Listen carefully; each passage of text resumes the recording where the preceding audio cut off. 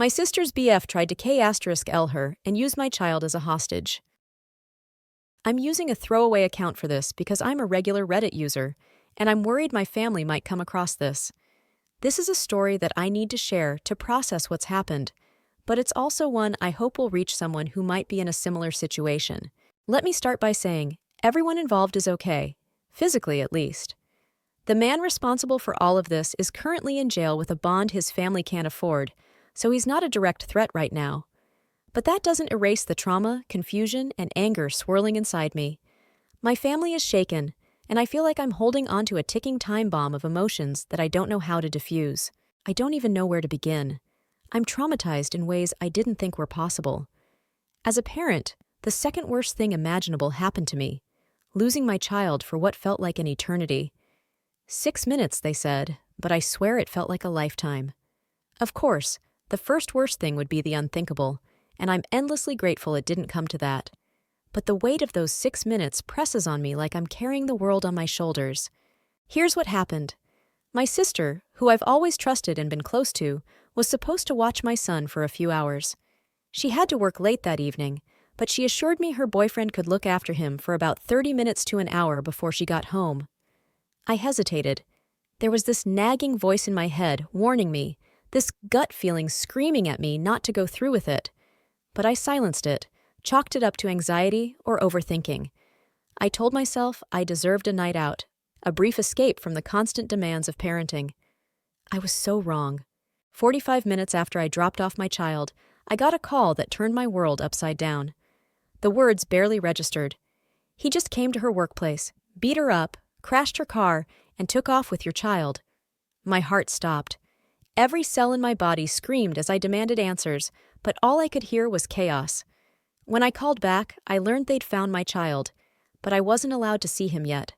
For 6 long, unbearable minutes, I thought my baby was gone forever. That was the longest and worst moment of my life. It turns out my sister's boyfriend had been spiraling out of control. Earlier that day, my sister had tried to break up with him, but in his twisted mind, she didn't have the right to make that choice. He started by using their dog as leverage, holding it hostage in a sick power play. My sister managed to get our other sister to retrieve the dog, but by evening, she thought he'd calmed down. She didn't warn me about what was brewing beneath the surface. She didn't tell me not to bring my son. She just hoped for the best. And that decision shattered our lives. I never thought I'd share something this personal, but here I am. If you face trauma, family tension, or trying to rebuild after everything falls apart, I'd love to hear your thoughts. What would you do in my shoes? Press charges, seek therapy, or just walk away? Share your advice or experiences in the comments. If you want to follow along as I navigate this and, hopefully, heal, hit subscribe. Your perspective could help more than you know. When I dropped off my child, he seemed fine. He didn't raise any red flags. But not long after, he showed up at her workplace in a rage.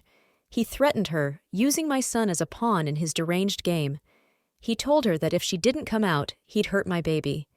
When she did come out, he dragged her into his car, drove into an alley, and started strangling her. He said, "If you break up with me, I just want you to know I'll take your nephew on a little ride."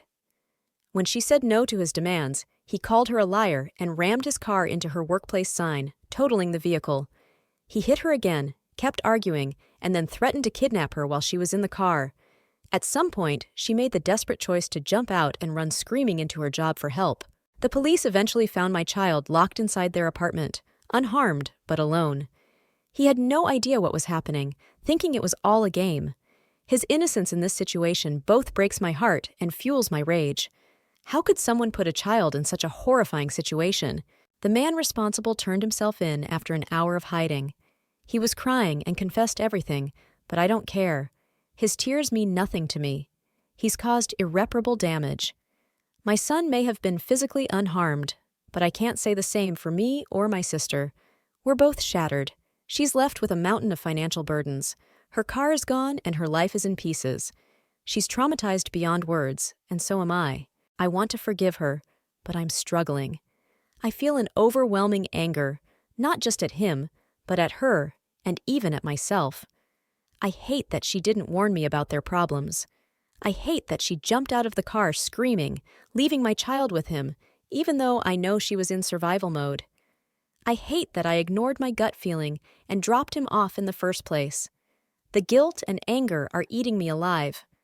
I don't want to feel this way, but I can't help it. Part of me wants to take action, expose him for what he is, set up a fundraiser for my sister, or press charges. But another part of me feels paralyzed. My sister doesn't want any of that, and my family seems content to sweep this under the rug. No one wants to talk about it, leaving me alone with these feelings that threaten to drown me. Since all of this happened, there's been a series of events that make it even harder to process. After he was arrested, he posted bail. Apparently, his family did have the money, despite what we were told. He stalked my sister, even falling asleep in her car once. She called the police again, and this time he was jailed without bail. He took a plea deal that resulted in just 6 years of probation. It felt like a slap in the face, like the universe was mocking us, telling us his actions didn't matter. And then, a few months later, he died. Whether it was an overdose, suicide, or both, we're not entirely sure. His death is another twist in this chaotic saga. I feel conflicted. On one hand, I'm relieved he can't hurt anyone else. On the other, I'm angry he escaped accountability, that he took the easy way out. I don't even know how to feel about it. Everything about this situation feels unresolved, like an open wound that refuses to heal. Since his death, my sister and I have started talking again. Barely. We exchange a few words during family gatherings, but there's still so much tension. I hope we can repair our relationship one day, but for now, it feels like we're walking on eggshells. Looking back, all I can feel is gratitude that my child is safe. I prayed harder than I ever have, and somehow we made it through. But the scars remain, on me, on my sister, and on our family. The only thing I know for sure is that this experience has changed me forever. Moving forward feels like an impossible task. Every time I close my eyes, I'm back in that moment. Those 6 agonizing minutes of thinking my child was gone, or the paralyzing rage I felt when I learned what had happened. It's not just the trauma that weighs me down. It's the unspoken tension within my family, the sense that everyone just wants to move on without really addressing what happened. I can't stop replaying the events in my head, picking apart every detail. What if I hadn't ignored that gut feeling? What if my sister had called me earlier in the day and told me about the fight? What if? It's like a loop I can't break free from. And the anger, it's so overwhelming. I don't know how to deal with it. I'm mad at him for what he did. I'm mad at her for not warning me. I'm mad at myself for trusting him, even for an hour. Most of all, I'm mad that my child was dragged into this nightmare, used as a pawn in someone else's sick drama. Then there's my sister. She's dealing with her own trauma, and I can see that. I know she's hurting too, that she's trying to rebuild her life from the rubble he left behind. But I can't help feeling this lingering resentment. Every time I see her, I remember how she jumped out of that car. I know she was in fight or flight mode. I know she didn't mean to leave my child behind. But the image of her running for safety while my son was still in danger, it's burned into my mind. How do you forgive something like that? How do you move past it? My family's silence doesn't help. They avoid the topic like it's some kind of curse. Anytime I try to bring it up, to vent or cry or just process, I'm met with awkward silence or a quick change of subject. It's like they're afraid that talking about it will somehow make it worse. But for me, the silence is unbearable. I need to talk. I need to feel like someone else understands how deeply this has affected me. Instead, I'm left alone with my thoughts, spiraling deeper into anger and sadness. I've thought about therapy, but even that feels overwhelming. Where would I even start? How do I explain everything that's happened, all the conflicting emotions? Part of me worries that talking about it will make it more real, that I'll break down completely if I let myself feel everything I've been bottling up. But the other part of me knows I can't keep going like this. The weight of it all is too much to carry on my own. And then there's my son. He's so young, so innocent. He doesn't understand what happened. To him, it was just another day. But I look at him and wonder, will this affect him later? Will he start to remember fragments of that night as he grows older? Will I ever be able to let go of the fear that something like this could happen again? I've always been protective of him, but now it feels like I've crossed the line into paranoia. I double-check locks. I hesitate to leave him with anyone, even family. I don't know if I'll ever feel safe again. I keep thinking about the man responsible for all of this. He's gone now, and I should feel some sense of closure, but I don't. His death didn't erase what he did. It didn't undo the trauma. If anything, it left me with even more questions. Why did he do it? What was going through his mind when he made those choices? Did he ever feel regret? I'll never get answers, and that makes it even harder to move on. I've been trying to rebuild my relationship with my sister, but it's slow going. We've unblocked each other on social media, exchanged a few texts, and made small talk during family gatherings. But the closeness we once had feels like a distant memory. I miss her, but I don't know how to bridge the gap. There's so much unsaid between us, so much pain and guilt and blame. I want to forgive her, I really do. But every time I try, the anger creeps back in. Sometimes I wonder if it's worth trying to repair things at all. Maybe the damage is too deep, the wounds too fresh. But then I remember all the good times we've had, the way she's always been there for me in the past, and I feel this faint glimmer of hope. Maybe, with time, we can find a way to heal. Maybe we can be sisters again. For now, I'm just taking it one day at a time. Some days are better than others. Some days I can push the memories aside and focus on the present. Other days, the weight of it all feels unbearable, and I'm consumed by anger, sadness, and guilt. I don't know what the future holds, but I do know one thing. I'm thankful. Thankful that my son is okay, that my sister is physically safe, that the man who caused all this is no longer a threat. It's a fragile kind of gratitude, but it's what keeps me going.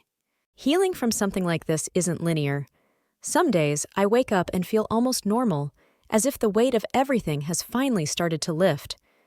I can make breakfast, play with my son, and laugh at something silly he says, and for a moment, the world feels okay.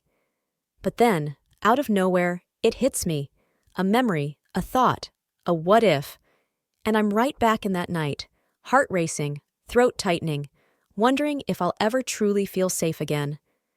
I've noticed that it's not just about what happened, it's also about the ripple effects, the way this one incident has changed the way I see my family, my own instincts, and even the world. Trust feels like a fragile thing now, something I can't afford to give as freely as I used to. Every decision I make feels like it has higher stakes. Every person I meet feels like a potential threat. I'm constantly on guard, and that's exhausting. There's also this gnawing feeling of failure as a parent. I know it's not rational. I didn't cause this, and I couldn't have known it would happen. But I can't shake the thought that I should have protected my son better. That's my job, after all. I'm supposed to be his safe place, the one who keeps him out of harm's way. And yet, I trusted someone I shouldn't have, even if just for an hour. That guilt sits in my chest like a stone, impossible to dislodge. And then, there's my sister. The more I think about her actions, the more conflicted I feel. On one hand, I know she didn't mean for any of this to happen. She was dealing with her own nightmare, and she did what she thought was best in the moment. But on the other hand, I can't help but wonder, why didn't she warn me? Why didn't she tell me about the fight earlier that day, about the threats, about how unstable he'd been? Maybe she thought she was protecting me by not saying anything. Maybe she didn't want to scare me unnecessarily. But in the end, her silence put my child in danger, and that's something I'm struggling to forgive. At the same time, I feel guilty for even feeling this way. She's my sister. I've always been her protector, the one she could rely on. And yet, when everything was unfolding, my first and only thought was for my son. I wasn't worried about her, and that realization makes me feel like a terrible sibling. I love her. I always have. But in that moment, I couldn't bring myself to care about what was happening to her. All I could think about was getting my child back. That's a hard thing to admit, even to myself. My sister, for her part, is trying to move forward. She's picking up the pieces of her life, working extra hours to make up for the financial burden he left behind, saving up for a new car, and doing her best to heal. But I can see the toll it's taken on her. She's quieter now, more reserved. She doesn't laugh as easily as she used to. I know she's carrying her own guilt and trauma, and part of me wants to reach out, to tell her it's not her fault, that I'm not angry with her. But the words get stuck in my throat. I don't know if I believe them yet. The rest of my family has been frustratingly passive throughout all of this. It's like they're pretending it didn't happen, as if ignoring it will somehow make it go away. I've tried to bring it up, to start a conversation, but I'm met with vague platitudes or awkward silence.